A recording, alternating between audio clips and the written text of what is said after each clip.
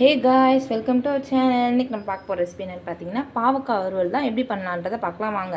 அதுக்கு நம்ம கடாய் வச்சாச்சு. கடாய் ஹீட் ஆனதும் அதில் ஆயில் சேர்த்துக்கலாம். கொஞ்சமாக ஆயில் சேர்த்துக்கலாம். ஆயில் சூடாகட்டும். நல்லா கொஞ்சம் போல் சோம்பு சேர்த்துக்கலாம். சோம்பு நல்லா வெடித்து வருது. இந்த நேரத்தில் கட் பண்ணி வச்சு ஆனியன் சேர்த்துக்கலாம்.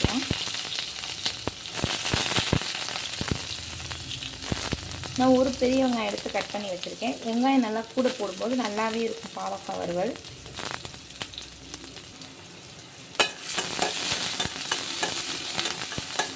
வெங்காயம் லைட்டாக வதங்கினா போதும், ஓரளவுக்கு வதங்கினாவே போதும். கூடவே நம்ம பாவக்காவையும் சேர்த்து வதக்கிடலாம். சும்மா லைட்டாக வெந்து வரட்டும். வெங்காயம் பாருங்கள் நல்லா வெந்து வந்துடுச்சு. இந்த ஸ்டேஜில் நம்ம கழுவி கட் பண்ணி வச்ச பாவக்காவை சேர்த்துக்கலாம்.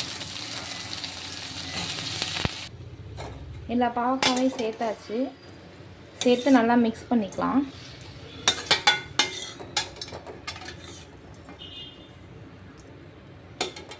இந்த பாவக்காவை அப்படியே மிதமான தீயில வச்சு கொஞ்சம் நேரம் மூடி வச்சுக்கலாம். மூடி போட்டு நல்லா வேக வச்சுக்கலாம். ஒரு 10 நிமிஷம் கழித்து ஓப்பன் பண்ணி பார்க்கலாம். 10 நிமிஷம் ஆயிடுச்சு. இப்போ நம்ம ஓப்பன் பண்ணி பார்க்கலாம். பாருங்கள், பாவக்காயிலே எவ்வளோ தண்ணி வந்திருக்கு. அந்த தண்ணியிலே இந்த பாவக்காய் வேகும்.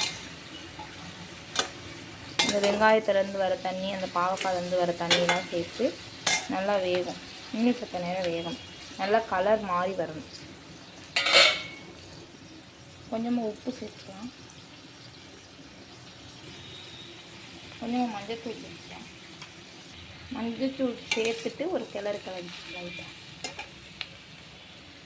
மூடி சேர்த்து இன்னும் ஒரு 10 நிமிஷம் வேக வைக்கலாம். 10 நிமிஷம் ஆயிடுச்சு. ஓப்பன் பண்ணி பார்த்துக்கலாம். பாருங்கள், பாவக்காய் முன்னாடி இருந்ததுக்கும் இப்போக்கும் நல்லா கலர் சேஞ்ச் ஆகி வந்துடுச்சு. இந்த ஸ்டேஜில் நம்ம மசாலா ஆட் பண்ணிக்கலாம். நல்லா 1 ஸ்பூன் அளவுக்கு மிளகாத்தூள் சேர்த்துக்கிறேன்.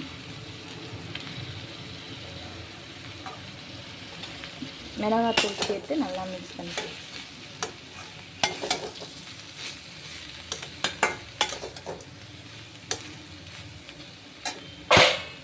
மிளகாத்தூளோட பச்சை வாசனை போகணுன்னா அதனால் கொஞ்சமாக தண்ணி சேர்த்து வேக வச்சுக்கலாம். லைட்டாக சும்மா அப்படி லைட்டாக அப்படி தெரித்து தான் விட்டுருக்கேன். பாருங்கள், ரொம்ப விட்டது. லைட்டாக அப்படி தெரித்து விட்டுட்டு அந்த பச்சை வாசனை அப்போ தான் போகும் நமக்கு. போட்டு க்ளோஸ் பண்ணி வச்சு இனிமேல் நம்ம பாவக்காய் ஓப்பன் பண்ணியே நம்ம வேக வைக்கலாம். இனிமேல் மூடி வச்சா பாவக்காய் குழஞ்சிரும். அதனால் ஓப்பன்லேயே நல்லா வேக வைக்கலாம். அவ்வளோதான் ஃப்ரெண்ட்ஸ். நீங்கள் பாருங்கள், நல்லா ரெடி ஆகிடுச்சு. இன்னும் உங்களுக்கு நல்லா கிறிஸ்பியாக வேணும்னா இன்னும் நல்லா கொஞ்சம் ஆயில் சேர்த்து இன்னும் கொஞ்சம் நேரம் நீங்கள் வேக வச்சிங்கன்னா நல்லா கிறிஸ்பியாக இருக்கும். எனக்கு இந்த அளவுக்கு போதும். நாங்கள் இந்த மாதிரி தான் சாப்பிடுவோம். இந்த வீடியோ உங்களுக்கு பிடிச்சிருக்குன்னு நம்புகிறேன். இந்த வீடியோ உங்களுக்கு பிடிச்சிருந்ததுன்னா லைக் பண்ணுங்கள், ஷேர் பண்ணுங்கள், மறக்காமல் சப்ஸ்கிரைப் பண்ணுங்கள். தேங்க்யூ ஃபார் வாட்சிங். பாய்.